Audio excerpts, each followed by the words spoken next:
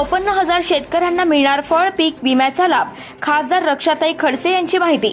पुनर्रचित हवामानावर आधारित फळ पीक विमा योजना आंबिया बहार सन 2022 मध्ये एकूण 78,000 शेतकऱ्यांनी आपल्या पिकाचा विमा उतरवलेला होता।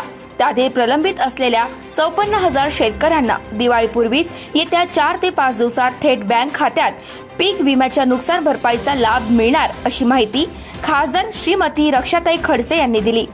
आपल्या पीक विमा उतरवलेल्या एकूण 78,000 शेतकऱ्यांपैकी 54,000 शेतकऱ्यांना पीक विम्याचा लाभ मिळणार असून 11,000 शेतकऱ्यांनी पीक न लावता विमा उतरवलेला असल्याचे, तसेच 13,000 शेतकऱ्यांनी अधिकचा म्हणजे लागवड क्षेत्रापेक्षा जास्त क्षेत्राचा विमा काढलेला असल्याचे पीक विमा कंपनीच्या सर्वेक्षणात लक्षात आले असल्याने त्यांचे अर्ज नामंजूर करण्यात आले। तसेच त्यांनी योग्य पद्धतीने विमा उतरवलेला असून त्यांना विम्याचा लाभ मिळाला नाही अशा शेतकऱ्यांनी आपापल्या तालुक्यातील कृषी कार्यालय येथे सर्व पुराव्यासह अर्ज सादर करावा अशी माहिती खासदार श्रीमती रक्षाताई खडसे यांनी दिली।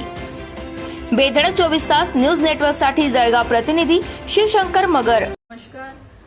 आपल्या जळगाव जिल्ह्यामध्ये गेल्या अनेक महिन्यापासून केळी पीक विम्याच्या विषयामध्ये सगळे शेतकरी परेशान आहे आणि सातत्याने त्यांचा पण पाठपुरावा सुरू आहे। आम्ही पण सगळे शासनाकडे पाठपुरावा करतो त्या संदर्भामध्ये।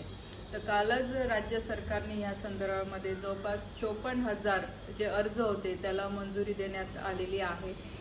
जवळपास आपल्या जिल्ह्यामध्ये 78,500 अर्ज केलेले होते मागच्या वर्षी आणि त्याच्यातले आता काल 54,000 प्रकरण हे जे आहे हे मंजूर करण्यात आलेले आहेत।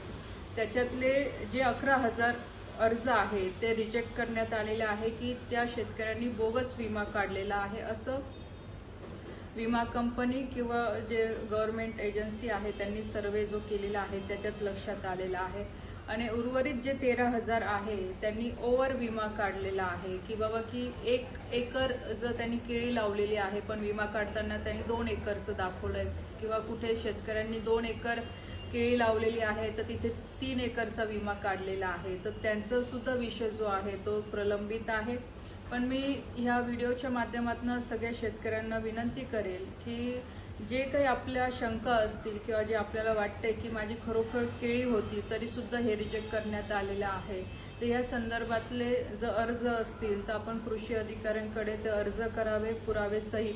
आणि ह्या संदर्भात सुद्धा मी आजच कलेक्टर साहेबांना विनंती केली की येणाऱ्या 8 नोव्हेंबरला आपण विमा कंपनीचे लोक असतील, कृषी अधिकारी असतील तर यांच्या सहित जिल्ह्यावर एक बैठक घेण्यात यावी। कारण की बरेचसे शेतकऱ्यांचे मला सकाळपासून फोन येत आहे की ताई आमचं नाव लिस्टमध्ये दिसत नाहीये किंवा आमचं खरोखर आम्ही केळी लावलेली होती पण तरी आमचं नाव काढण्यात आलेलं आहे।